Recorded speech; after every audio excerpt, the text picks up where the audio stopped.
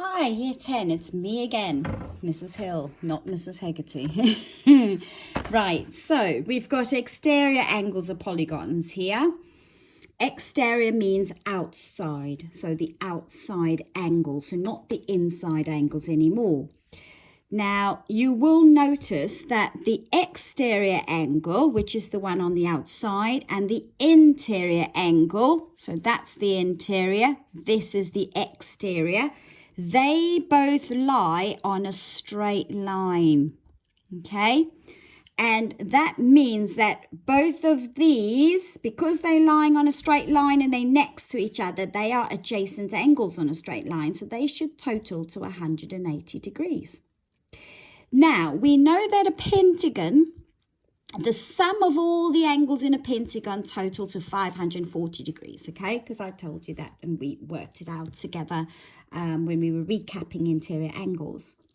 Now, we also divided 540 by 5 because we said if this was a regular pentagon, that all the angles, the interior angles, each one of them will be equal, and we said that that worked out to 108 degrees each.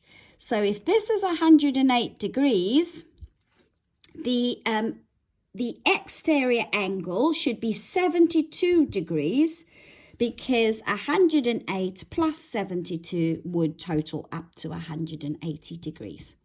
So that is one way of working out an exterior angle for any polygon. So the interior angle for this polygon, for this pentagon, would be 108 degrees. The exterior angle should be 180 minus your 108, and that should work out to be 72 degrees. Okay, and that is one way. So the exterior angle should be 72 degrees because that's one way to work out the exterior and the interior angles for any polygon. Remember that they lie on a straight line. Same for an octagon. An octagon, if you total that up, remember there are formulae that you can use to work out the interior angles for any polygon. You don't need to go and draw little triangles in there. And if you remember these formulae, so to work out the sum of all the interior angles in a polygon, the sum, meaning the total, you use n take away 2. Now, n just represents the number of sides the shape has. So if I've got an octagon, I'm going to replace n with 8 because an octagon has 8 sides. 8 take away 2 times 180. Now, we multiply by 180 because that gives us n take away 2 is the number of sides, take away 2, which means that I will have 6 triangles in my octagon, and I'm timesing by 180 degrees. Okay, because each triangle has 180 degrees in it. So 6 times 180, that would be 1080. I think. I hope I'm right.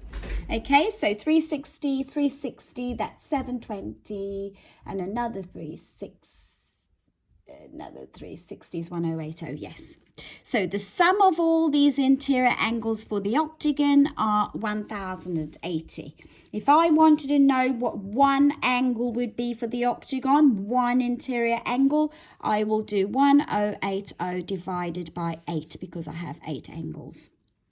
Now, 8 goes into 10 once, remainder 2. 8, 16, 24, that goes 3 times, remainder 4, and then 18 to 40 is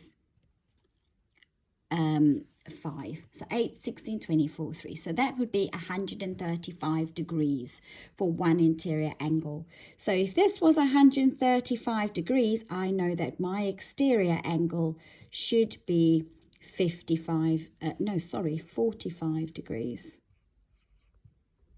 That's it, because 135 plus 45 should total to 180 degrees because they lie on a straight line. So my exterior angle is 45 degrees and my interior angle is 135 degrees.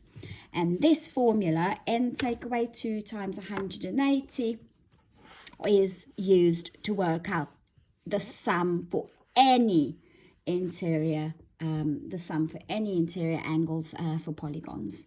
Okay, so remember that, and that's the sum. If you want to work out what 1 is, you just take that answer and divide it by 8, because you have 8 angles in the shape. Exterior angles have a formula as well.